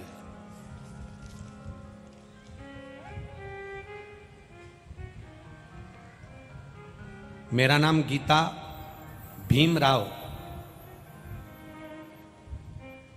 मेरा नाम गीता भीमराव, बाघमारे, मुकाम पोस्ट महान, जिला अकोला से हूं। कहीं बैठी हो तो हाथ हिलाइएगा। कहीं बैठी हो? मेरा नाम गीता भीमराव, बाघमारे, मुकाम पोस्ट महान, जिला अकोला से हूँ। कहीं बैठी हो तो हाथ हिलाइएगा। आप ही हैं? दोनों हाथे से हिला दो एक बार। श्री शिवाय नमस्तुभ्यम। भांजी की शादी को 6 साल हो गए थे, लेकिन कोई संतान नहीं थी। डॉक्टरों के हिसाब से इसको संतान का सुख नहीं था। डॉक्टरों ने कहा था इनको कुछ कमी है जिसके कारण संतान नहीं होगी। आस छोड़ दी, विश्वास छोड़ दिया। तब टीवी चैनल पर किसी के कहने पर सफेद आंकड़े की जड़ का प्रयोग करा। एक बार सफेद आंकड़े की जड़ कमर में बंधवाई, शिवजी के मंदिर में जाना प्रारंभ करा, पर उस आंकड़े की जड़ ने कोई फायदा नहीं हुआ। जब आंकड़े की जड़ से फायदा नहीं हुआ तो छोड़ दिया, जड़ को वापस फेंक दिया। दूसरी बार फिर 2-3 महीने बाद फिर वापस सफेद आंकड़े की जड़ का फिर प्रयोग करा, और पशुपतिनाथ का व्रत करना प्रारंभ करा, तब उस आंकड़े की जड़ को बांधने के बाद परभणी के कथा में गए और परभणी की कथा में जाकर बाबा से विनती करी, कथा सुनी पंडाल में, और बाबा की कृपा से आज मेरी भांजी के यहाँ संतान का सुख है। अब वो गर्भवती है और बाबा ने उसको कृपा कर दी है। बैठिए बहन। श्री शिवाय नमस्तुभ्यं। शिव तत्व इसी को कहा। आपका किया भजन, आपका किया गया मंत्र जाप, आपका किया गया स्मरण जब विश्वास के साथ करोगे तो वो देगा।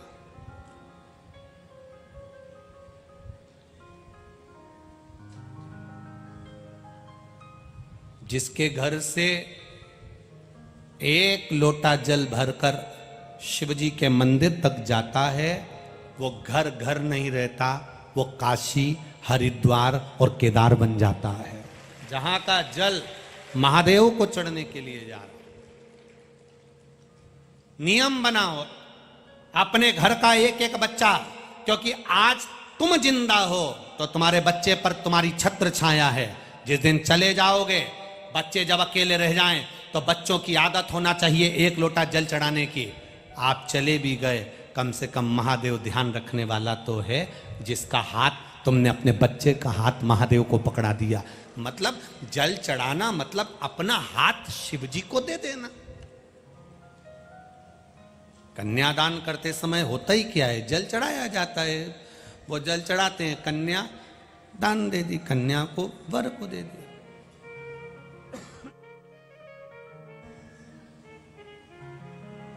वर को प्रदान कर दिया। उसी तरह जब हम जल चढ़ाते हैं देवाधिदेव महादेव को, तो हमने अपना सर्वस्व महादेव को दे दिया। तन मन धन सब है तेरा, स्वामी सब कुछ है तेरा, तेरा तुझको अर्पण, प्रभु का प्रभु को समर्पण, क्या लागे मेरा। ओम जय जगदीश हरे। मात पिता तुम मेरे, शरण गऊं मैं किसकी, तुम बिन। दृढ़ता बढ़े, भरोसा बढ़े, आपके चरणों में हमारी रुचि बढ़े। कुछ देव ना देव, महादेव इतनी कृपा करना, मेरे जीवन के हर पल, हर घड़ी में, हर क्षण में आप याद रहो। मैं जब हारता हूं तो जय महाकाल कहता हूं, जब मैं जीतता हूं तो जय महाकाल कहता हूं। मैं जब पछताता हूं तो जय महाकाल कहता हूं, जब मैं वैभव में आ जाता हूं तो जय महाकाल कहता हूं, जब मैं सोता हूं तो जय महाकाल कहता हूं, जब मैं जागता हूं तो जय महाकाल कहता हूं। मेरी रोम रोम में महाकाल समाया है। बस ये भाव आपके भीतर आना चाहिए। आपके भीतर हर पल, हर घड़ी, हर क्षण वो शब्द स्मरण होना चाहिए। कहीं अगर दुख की घड़ी में भी आ जाओ तो आपके भीतर होना चाहिए, मैंने एक लोटा जल चढ़ाया है, मैंने शंकर भगवान को एक लोटा जल चढ़ाया है। मेरा बाबा मुझे खड्डे में नहीं डाल सकता, मेरा बाबा मुझे दुख नहीं दे सकता। 4th स्टेज का कैंसर भी अगर वो सही कर सकता है, मैंने शिव महापुराण की कथा में सुना है, 4th स्टेज का कैंसर भी अगर वो सही कर सकता है, तो मेरी बीमारी तो थोड़ी है, मेरा हाथ पकड़कर वो पार कर सकता है। ये मेरा विश्वास कहता है, ये मेरा भरोसा कहता है, ये मेरी दृढ़ता कहती है, ये मेरा विश्वास कहता है। वो सहज नहीं है, वो सरल नहीं है, ये मेरी दृढ़ता कर रही है। ये मेरा विश्वास का है। खाली न जाता कोई दर से तुम्हारे, खाली न जाता कोई दर से तुम्हारे, मैं भी खड़ा हूँ नन्ही बाहें पसारे, मैं भी खड़ी हूँ नन्ही बाहें पसारे। अपने हृदय से लगा लो गिरा जा रहा हो, उठा लो प्रभु अपने दर से, अब तो न टारो गिरा जा रहा हो, उठा लो। आपका विश्वास दृढ़ हो, भरोसा पक्का हो। जब विश्वास दृढ़ होगा, भरोसा पक्का होगा, आपके भीतर शिव के प्रति विश्वास जागृत होगा, तब शिव को मिलन की देरी नहीं होगी।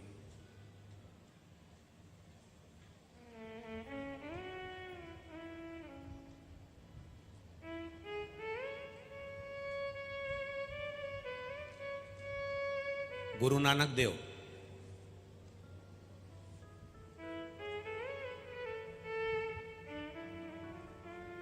भारत की भूमि के जितने संत हुए हैं, श्री स्वामी समर्थ जी, श्री गजानन महाराज जी, संत एकनाथ जी, संत तुकाराम जी, संत नामदेव जी, भारत की भूमि के जितने संत हुए, महाराष्ट्र के ही नहीं गुजरात के भी जलाराम बप्पा, भारत की भूमि के जितने संत, जितने साधु, जितने सन्यासी, जितने तपस्वी, जितने साधक, जितने उपासक हुए हैं, दुनिया के लोगों को उन्होंने कुछ दिया कि ना दिया, पर एक चीज दुनिया के लोगों को सिखाई है कि उनके दरवाजे से कभी कोई भूखा नहीं गया। आज तक शेगांव से कोई भूखा नहीं गया, आज तक स्वामी समर्थ के दरवाजे से कोई भूखा नहीं गया, आज तक गुजरात के जलाराम बप्पा के दरवाजे से कोई भूखा नहीं गया, आज तक संत एकनाथ जी के दरवाजे से कोई भूखा नहीं गया, आज तक जहां संतों का निवास हुआ है उनके दरवाजे से अक्कलकोट चले जाओ कोई भूखा नहीं गया, शेगांव चले जाओ कोई भूखा नहीं गया, पैठण चले जाओ कोई भूखा नहीं गया, संत के दरवाजे से कोई भूखा नहीं गया। गुरु नानक देव जी ने भी अपना एक गुरु नानक देव जी ने केवल अपने भक्तों को एक ही बात कही, कोई भूखा ना रहे। इसलिए आज भी गुरुद्वारे में अगर लंगर 24 घंटे भंडारा लंगर चलता रहता है, पाओ पाओ पाइए, चखो लंगर, पकाओ लंगर, खिलाओ।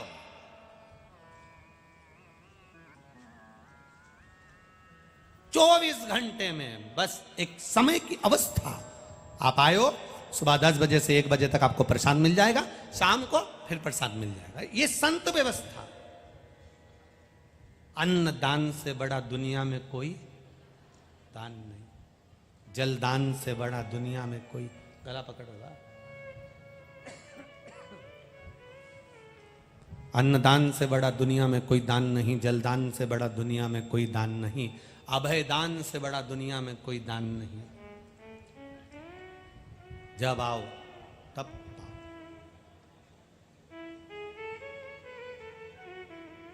कुछ तो है अकोला की भूमि पर रहने वालों पर, मुझे लगता है यहाँ जो हवा चलती होगी वो शेगांव से होकर चलती होगी, इसलिए सब संत है।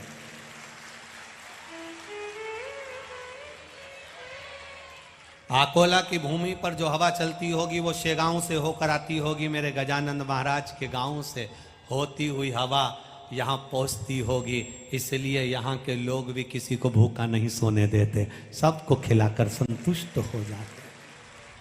अतिथि देवो,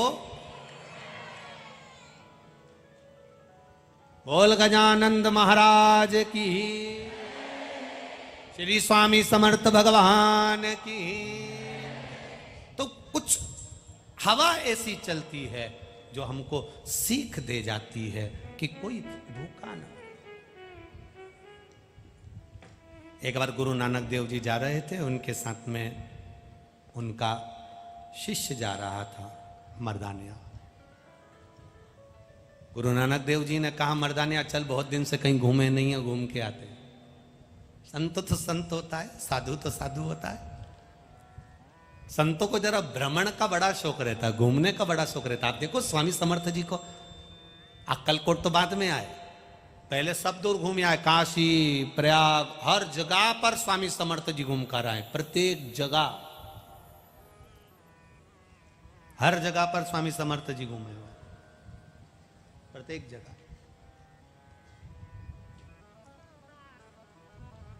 घूमने का बड़ा शौक होता है।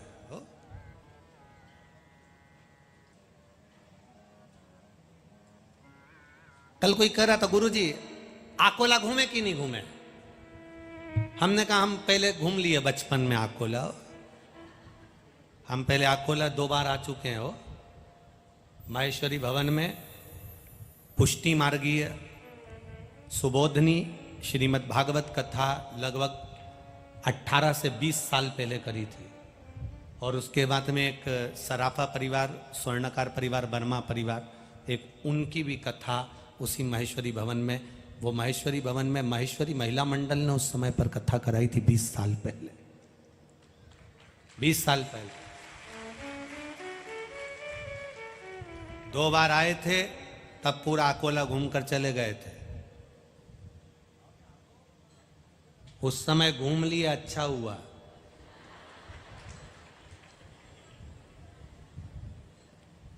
अभी तो तुम ट्रेन में नहीं घूमने देते तो अकोला क्या कहा घूमने दोगे?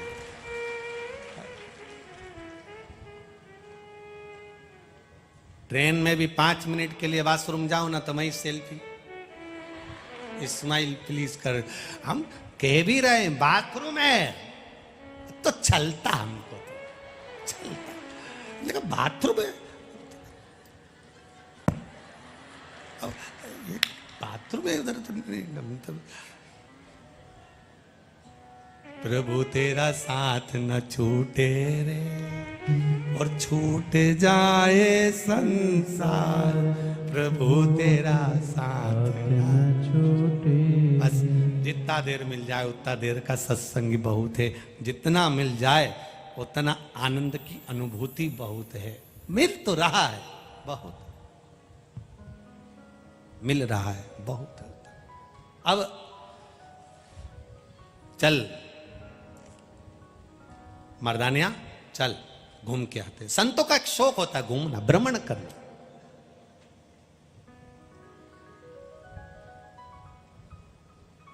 खंडवा के धुनी वाले बाबा गए हो कभी? गए हो?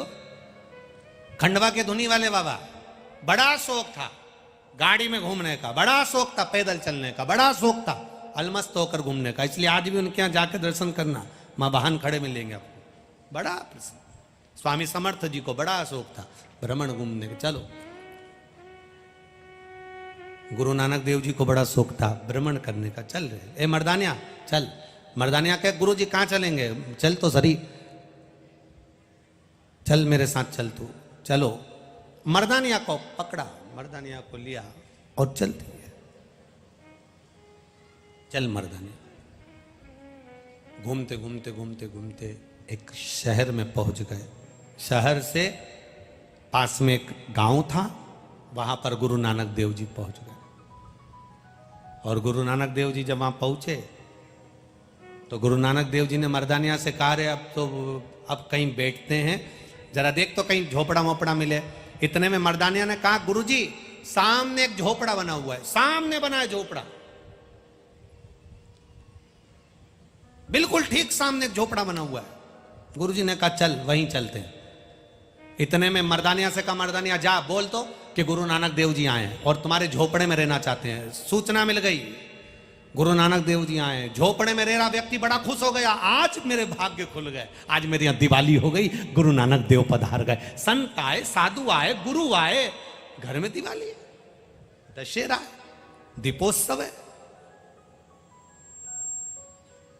क्या ना कर दिया जाए जब गुरु द्वार पर आए, हम क्या ना दे दें उसको। आए गुरुजी, गुरुजी ने कहा सुनो भाई, हम तुम्हारे यहां रह रहे हैं, हमारा मन है कि हम सत्संग करें, चालू हो जाओ। सबने कीर्तन चालू कर दिया। गुरु नानक देव जी ने कीर्तन चालू करा, सत्संग चालू करा। कीर्तन सत्संग चलते चलते गुरु नानक देव जी ने कहा भैया अब एक काम करो, लंगर लगाओ, भूख लग रही है, भोजन की तैयारी करो। लंगर पकाया गया, लंगर बनाया गया, सबने लंगर चखा, भंडारे का भोजन किया। गुरु नानक देव जी ने भी आनंद से पाया, कीर्तन किया। कीर्तन करने के बाद गुरु नानक देव जी मर्दानिया से सुबह बोले अब चलो, चलें।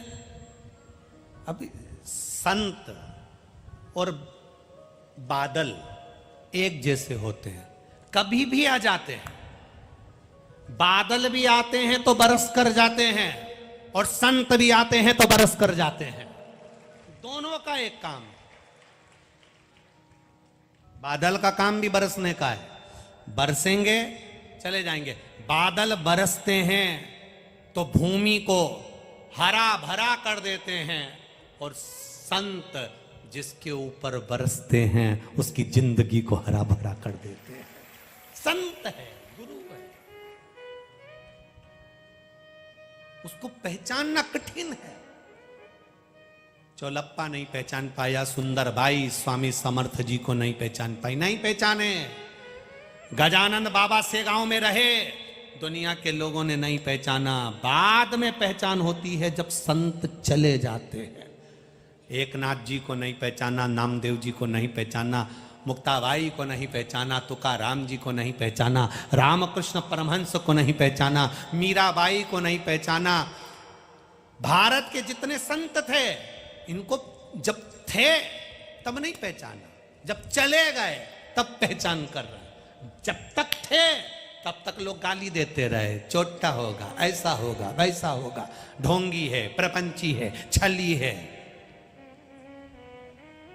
क्या होता है शंकर जी की पूजन करने से? वो तो ढोंग करता, वो तो प्रपंच करता, वो तो छल करता। जिंदा है तब तक दुनिया के लोग अपशब्द कहेंगे, ताने देंगे, गाली देंगे, आड़ा टेढ़ा बोलेंगे। जब वही दुनिया छोड़कर चले जाता है फिर दुनिया के लोग जानते हैं कि ये संत की कृपा थी जो अपना क्षेत्र बचा हुआ था, ये स्वामी समर्थ की कृपा थी जो अपना महाराष्ट्र बचा हुआ था, ये गजानन बाबा की कृपा थी जो आकोला बचा हुआ था। फिर हमने पहचान कर ली, पहचान गए, फिर गया तब। बादल और संत एक बराबर के होते हैं। बादल और साधु, सन्यासी, तपस्वी, साधक, उपासक, संत एक बराबर के होते हैं। बादल बरसता है, चले जाता है, पृथ्वी को हरा भरा कर देता है। संत बरसता है, संत आता है थोड़े दिन के लिए, 7 दिन, 5 दिन, 4 दिन, 3 दिन के लिए संत आपकी नगरी में आता है, बरसता है, अमृत लुटा देता है। इतना बरसाया, इतना बरसाया, जिन्होंने 7 दिन बैठकर इस संत वाणी में अपने कपड़ों को गीला कर लिया, जो इस संत की वाणी में नहा लिया, वो फिर दूसरी वाणी में नहीं नहाता, उसकी जिंदगी संवर जाती है। जो नहा लिया, नहा लिया। चलते फिरते रहते, संत रुकते नहीं, चल रहे। कहा मर्दानिया जा, सामने झोपड़ा है। मर्दानिया ने झोपड़े में जाकर कहा गुरुजी आए हैं, रुकेंगे। रात ठहरे, सत्संग किया, भजन किया, लंगर चखा, भोजन किया, भंडारा किया, बाद में चल दिए। अब चलते चलते जब जाने लगे तो गुरु है। गुरुजी जब जा रहे थे बड़े सब आनंद में जाने लगे। गुरुजी ने मर्दानिया से कहा, अपने चेले से कहा, एक काम कर, जाके झोपड़े को तोड़िया। अरे गुरुजी, उसी झोपड़े में तो रात रुके थे। उसी झोपड़े में रात रुके थे, और हम उसी झोपड़े में रात रुके और उसी झोपड़े को तोड़ दें, ये कहां की रीति है? अपन तो उसी झोपड़े में रात रुके, अच्छा लगेगा क्या? गुरु तो गुरु होता है, जो परमात्मा और गुरु आपके लिए सोच सकता है वो कोई नहीं सोच सकता। गुरु जी ने कहा जा, तेरा काम है तोड़ना, तू जाके तोड़ दे, बस जा तोड़ दे उसको। अरे गुरु जी, ये झोपड़े में अपन रात रुके हैं गुरुदेव, उस झोपड़े को कैसे तोड़ सकते हैं? उस झोपड़े को अपन कैसे तोड़ दें? गुरु जी ने कहा तू मेरा कहना नहीं मानेगा क्या? तू गुरु है कि मैं गुरु हूं? अरे गुरु जी आप ही गुरु है, तो फिर जा झोपड़ा तोड़ करा। अरे जिसमें अपन रात रुके, कितनी सेवा करी बेचारे ने, उसकी पत्नी ने, उसके बच्चों ने भोजन बनाया, खिलाया, लंगर लगाया, और आप कह रहे झोपड़ा तोड़िया, जा तोड़ के आ जा। गुरु जी ने मर्दानिया को भेजा, मर्दानिया ने देखा झोपड़ा तो झोपड़ा था, 4 बांबू पे, 4 बांस पे तो झोपड़ा टिका था, उन्होंने चारों बांस नीचे गिरा दिए, झोपड़ा टूट के नीचे गिर गया। अब झोपड़ा टूट के जैसे ही नीचे गिरा, उसमें रहने वाले कहने लगे भैया काय को तोड़ रहे हो, हमारा छोटा सा झोपड़ा है, छोटा सा घर है, क्यों तोड़ रहे हो? गुरुजी ने कहा है। इतने में गुरुजी ने कहा है हाँ, तो उन्होंने तो इतनी देर में बात चल रही थी, तोड़ तोड़ा के सब एक करके मर्दानिया और गुरुजी दोनों चल दिए। अब घर में रहने वालों का मन इतना दुखी हुआ, काय का गुरुजी है, बताओ। खाया हमारे घर में, रहा हमारे घर में, कीर्तन करे हमारे घर में, ऐश की जिंदगी जिया हमारे घर में गुरुजी, और हमारे झोपड़े को तोड़ दिया। काय का गुरुजी? गुरु गुरु होता है। अब पूरा परिवार दुखी, अब उन्होंने कहा करें क्या? गुरुजी तो चले गए, अपनी जगह है, वापिस बनाओ, चलो तैयारी करो। सब ने तैयारी करना प्रारंभ करा। घर के बेटे आ गए, घर में रहने वाले भाई फावड़ा गेती लिया है, जमीन को खोदने लगे। जमीन को खोदने लगे। अब इनको इतनी गुस्सा आई, सबसे पहले वही जमीन खोदो जहां पर ये गुरुजी बैठे थे। एक तो बैठ के यहां पर खाना खा के चले गए, भजन करके चले गए, लंगर लगा के चले गए, हमने इतनी सेवा करी, सब कुछ करा, ऊपर से झोपड़ा तोड़ दिया। वो ही जगह खोदो। सारे घर के लोगों ने खोदना चालू करा जहां पर गुरु नानक देव जी बैठे थे। बस वो खोदा, जो खोदना चालू करा, और मिट्टी खोद के बाहर पटकिया। अपने को ये मिट्टी होना ही नहीं। इतना खिलाया, इतना करा, उसके बाद भी ऐसा करके गए। मिट्टी को जो खोदना, खोदते गए, खोदते गए, खोदते गए। थोड़ा सा ही खोदा था, नीचे से 4 हंडे सोने से भरे हुए निकल गए। 4 सोने से भरे हुए हंडे निकले। हंडे निकलते से ही इन्होंने तुरंत मकान, अभी झोपड़ा था, अब पक्का 4 मंजिल का बंगला बना लिया। अब 4 मंजिल का बंगला बन गया। चले गए गुरुजी। तो अब इसके मन में आया, गजब का गुरु था, झोपड़े में भजन कर कर गया और महल बनाकर चले गया। वो गुरु था, वो गुरु। स्वामी समर्थ जैसे हीरे को जो ना पहचान पाए, गजानंद महाराज जैसे हीरे को जो ना पहचान पाए, संत रूपी हीरे को, सदगुरु रूपी हीरे को जो ना पहचान पाए, उसकी जिंदगी बेकार है। आप अगर नशे में हो, अहंकार के, वैभव के नशे में हो, मेरी इतनी जमीन, मेरी इतनी जायदाद, मेरी इतनी प्रॉपर्टी, मेरी इतनी दुकान, मेरे पास ये गाड़ी, मेरे पास वो बंगला, लोग मेरे आगे पीछे घूमते हैं, इतना वैभव है मेरे पास में, कोई कमी नहीं मेरे पास में, आप इस अहम में घूम रहे हो, तो आप संत को कभी नहीं पहचान पाओगे, आप गुरु को कभी नहीं पहचान पाओगे। गुरु को पहचानने के लिए अहंकार के नेत्रों को बंद करना पड़ेगा, ज्ञान के नेत्र खोलना पड़ेंगे, तब गुरु की परख हो पाएगी कि गुरु क्या चीज होता है, गुरु है क्या, उसको जान पाओगे। 4 साल बाद गुरु नानक देव फिर आ गए घूमते घूमते उसी गांव में। गुरु नानक देव जी ने कहा, मर्दानिया वो सामने के बंगले में जा, अरे गुरुजी ये तो वही जहां झोपड़ा था वहां महल बन गया। मर्दानिया गया, जाकर कहा गुरु नानक देव आए, पूरा परिवार साष्टांग दंडवत करते हुए आ गया। धन्यवाद गुरुदेव, शुक्राना, आपका शुक्राना, धन्य है आप। गुरु बोलता नहीं है, गुरु तो जो करता है वो दुनिया में कोई नहीं कर सकता। मेरे स्वामी समर्थ ने सुंदर बाई को समझाया, चोलप्पा को समझाया, संसार के लोगों को समझाया कि मीठा खाने वाला भी एक दिन कड़वा बोल सकता है, पर मिर्च खाने वाला तोता मीठा की मीठा ही बोलता है। आपकी जिंदगी में दुख आएगा, कष्ट आएगा, तकलीफ आएगी, पर वाणी में कभी भी बेरभाव मत लाना, अपशब्द मत बोलना। कितना भी डिप्रेशन में रहो, कितने भी टेंशन में रहो, दुनिया का कितना भी भार तुम्हारे सिर पर हो, पर अपनी वाणी में मिठास रखना, अपनी वाणी से अपशब्द मत कह बैठना। जिस दिन हमारी वाणी से अपशब्द निकल जाता है, समझ लो उस दिन परमात्मा तुम्हारे भीतर से निकल गया। अब तुम केवल मनुष्य हो, और वो भी प्रपंच में डूबे हुए मनुष्य हो। अपशब्द क्यों कहना, किस लिए कहना? अरे भाई, तुम्हारा किया गया भजन, तुम्हारा किया गया स्मरण, तुम्हारा किया गया कीर्तन, भगवत भजन से उसको और बढ़ाओ, उसको और प्रबल करो, और प्रकट करो, और उज्जवल करो।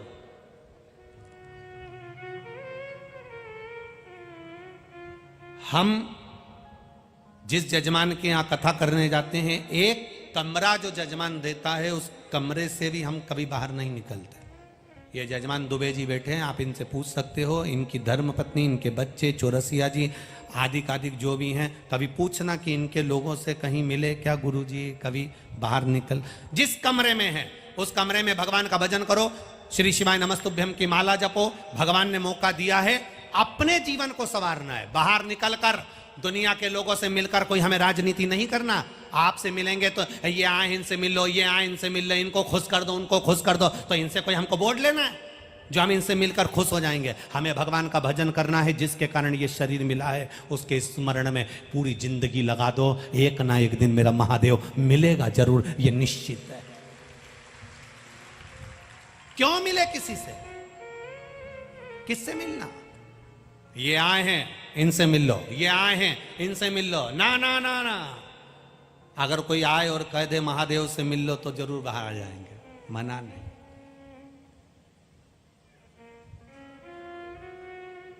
मेरे बाबा दया करना, मैं तेरे भरोसे हो। उसका स्मरण हो महाराज, उसकी भक्ति हो।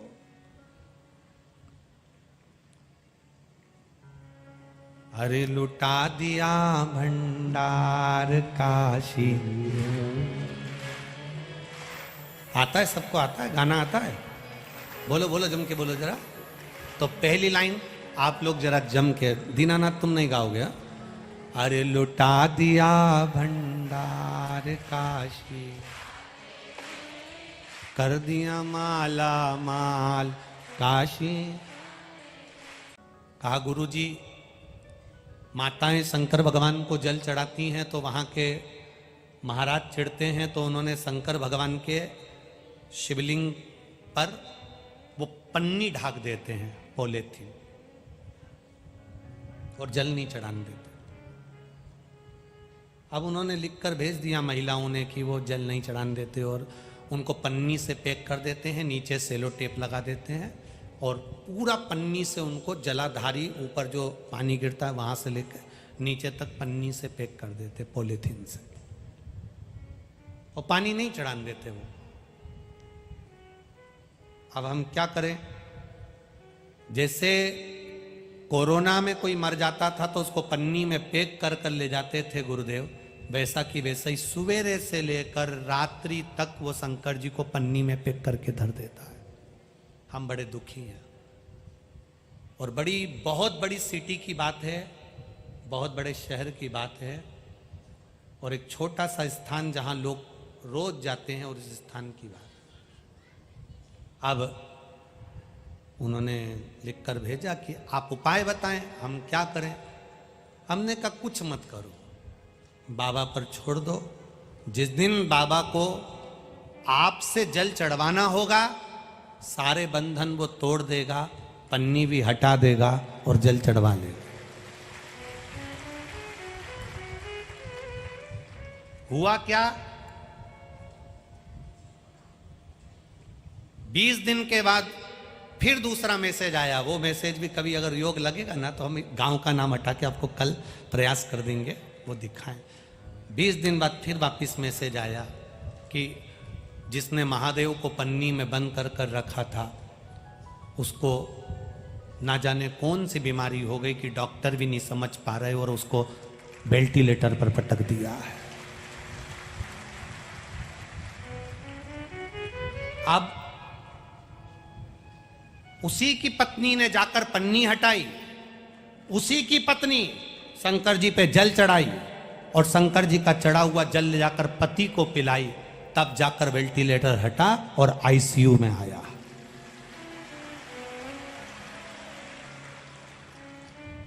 उसी की पत्नी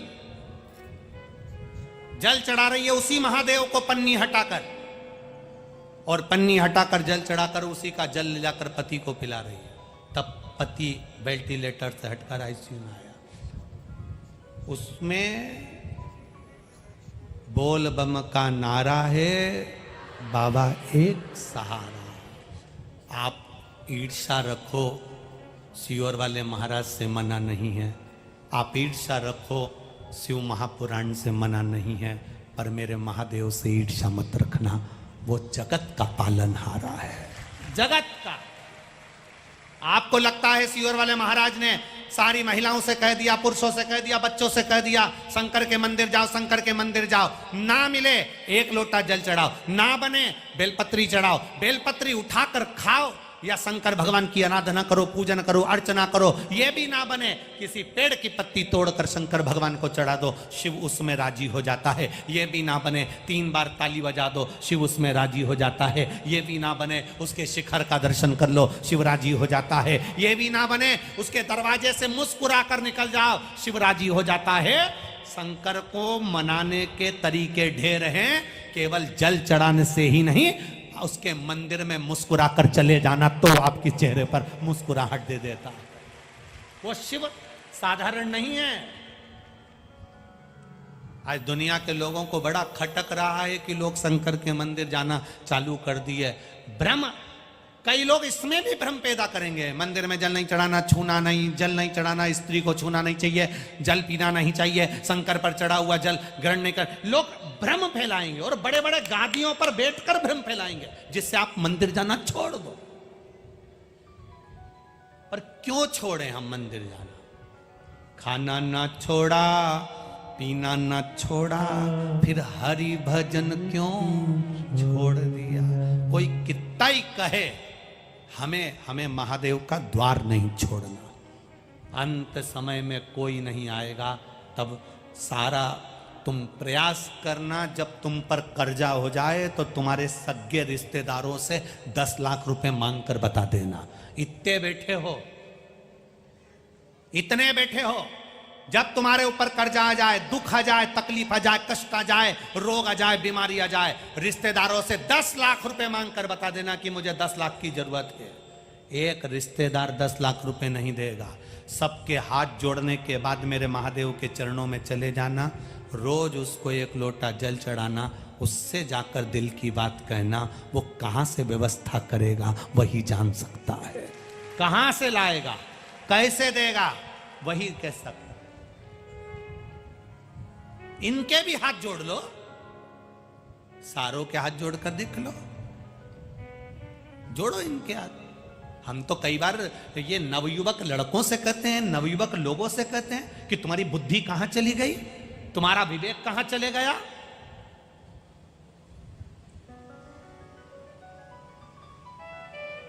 कहां तुम्हारा विवेक है, कहां तुम्हारी बुद्धि है?